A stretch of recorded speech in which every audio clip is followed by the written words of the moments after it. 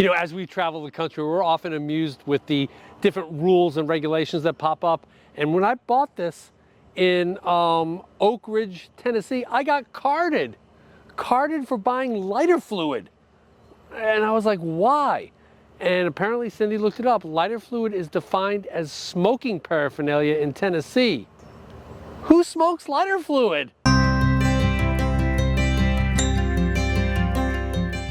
Okay, welcome to this week's episode of Luv Subbin, and where does it find us this week? We are at Rendezvous Barbecue in downtown Memphis. Yeah, and normally when we seek out barbecue places, we're looking for dives and, you know, stuff like that, but this is a very famous place in Rendezvous Memphis. is very famous, kind of touristy. Kind of touristy. But it's touristy for a reason. Exactly. So we're here in Memphis looking at the barbecue. We've got a platter coming, so... should be good. We have some refreshing beer. It's about 90 degrees outside. We've got a great campground that we're going to show you that has just blew us away. And we stopped by the Peabody Hotel for... is it Peabody or Peabody? Peabody?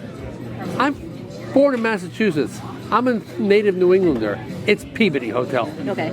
Well, I'll Anyway, go with Peabody. Come join us for this episode of Luv Subbin. All right, we are here at the Peabody Hotel in Memphis. And apparently there's a duck march where ducks come out of the elevator and they march somewhere or another. No, they just walk down the little aisle there and they get into the fountain. So it's kind of a Peabody Hotel tradition. Yeah, Americana, right? Exactly. All right, let's go see if we can catch some duck parade. Some ducks.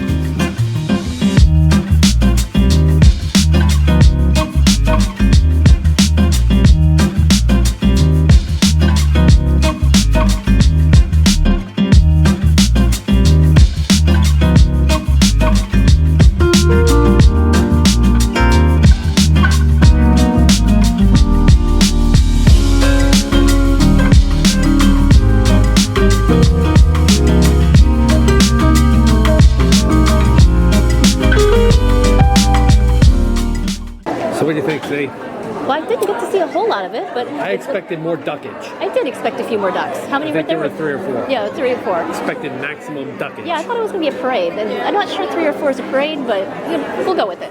All right, well there you have it. The famous duck parade at the Peabody Hotel. So just a little pro tip, if you don't want to go and see the ducks come in, which is kind of a crazy experience, the ducks will be in the fountain from 11 until 5 when they do their march out into the elevators. So you can see it when it's not so crazy.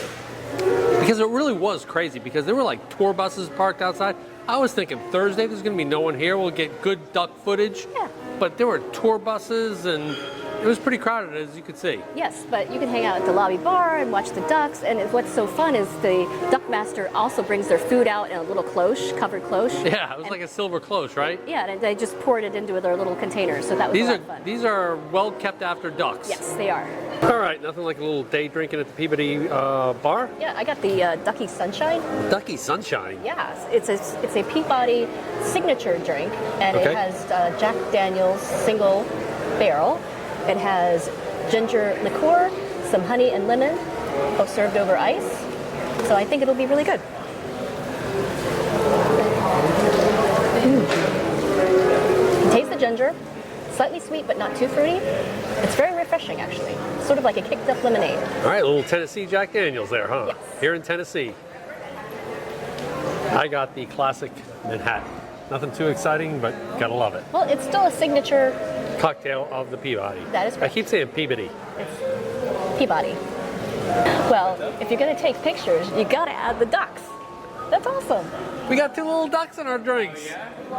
Okay, see, what did we get? Well, we don't normally get hotel souvenirs, but you couldn't resist this, right? Those are my sleeping shorts. These are your sleeping shorts. And they say the Peabody, but better yet, butt quack.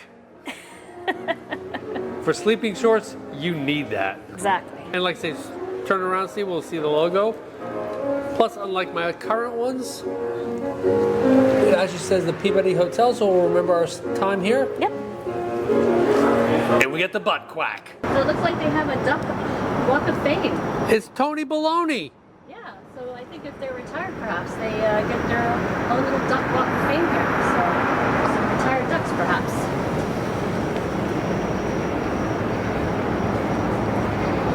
Is that one?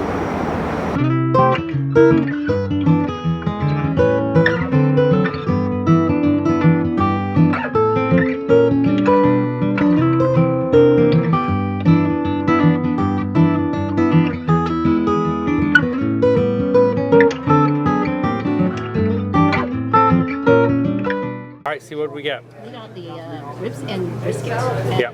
They're known for their ribs and for their dry rub, right? dry rub, yes. And we got the ribs and the brisket, and we're going to split it between the two of us. I think Yep. there's going to be more than enough. Yep. It comes with a side of beans and a side of coleslaw. And I got a side of pickles.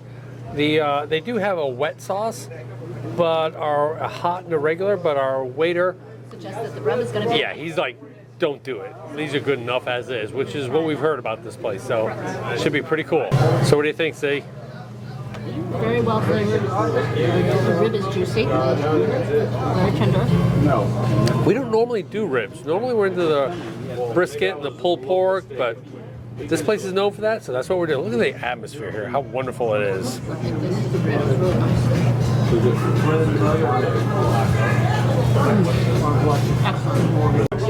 This was excellent. You know, I don't get ribs because it's all just too messy. I'd prefer like a brisket sandwich or something like this, but the ribs here were great.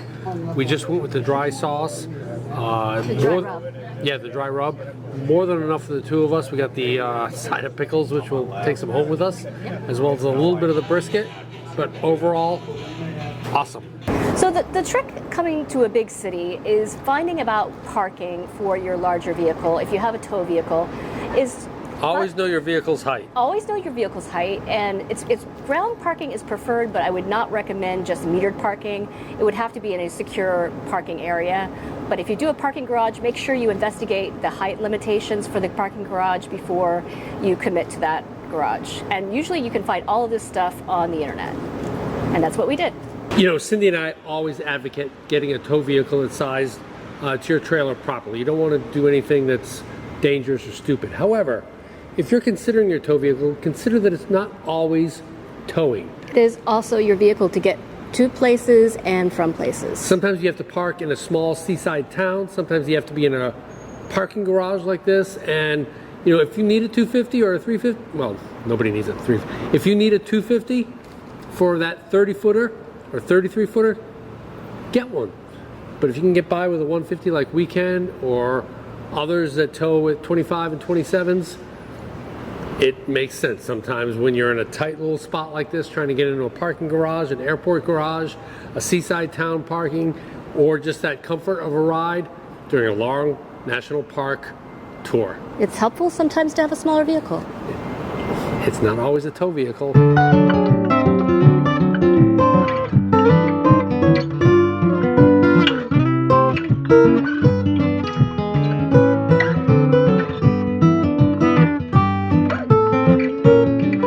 So let's go ahead and take a look at this campground here at Tom Sawyer RV Park in West Memphis, Arkansas. We have been absolutely loving this campground. First of which is we're right on the Mississippi River, so we've been enjoying very much the barge traffic. Yes. There's some waterfront sites, but as you can see from our view, we still have pretty much a decent waterfront site as well. So we can see the barges go back and forth, which is super nice. Yep. The water was like at 119 ppm. Water pressure was at 60, which is great, so we don't need the reducer. This is full hookup, so we do have all three services here, which is really nice.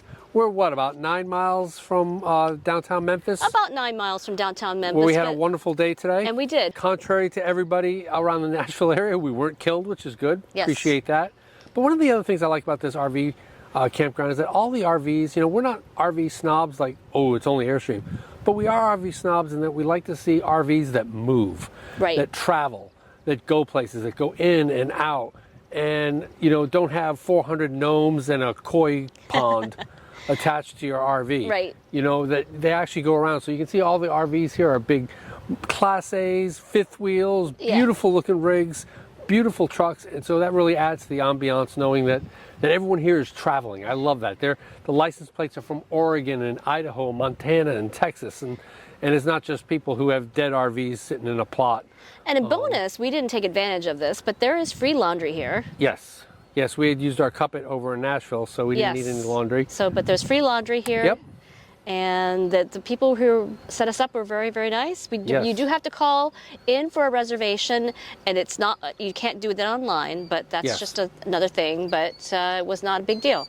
And they do charge, I think, a $3 service fee for credit cards, so if you pay cash, you save $3. I'll leave the exact price down here. I think it was in the $60 a night range, but Which for I full was hookups impressed on by. the water, Yeah, I was impressed. you know, these days that's not too shabby. Yes, So we have absolutely enjoyed our time here. Highly can recommend Tom Sawyer RV Park in West Memphis, Arkansas. If you want to catch a little bit of the Memphis action like we did this afternoon. And we were lucky enough to see a river cruise boat. Yes, as you can see here, that came by. And again, it emphasizes our desire to do one, except they're $5,600 per person. So yeah, great time. We'll be moving on tomorrow. Join us next week as we travel to a super awesome urban campground. So if you like this video, Give us a big thumbs up and if you think we earned a subscription, click the subscribe. and comment below if you've been to Memphis and what your favorite site there was to see. Because we come out with RV and Airstream related videos just like this one every Tuesday. Thanks for watching.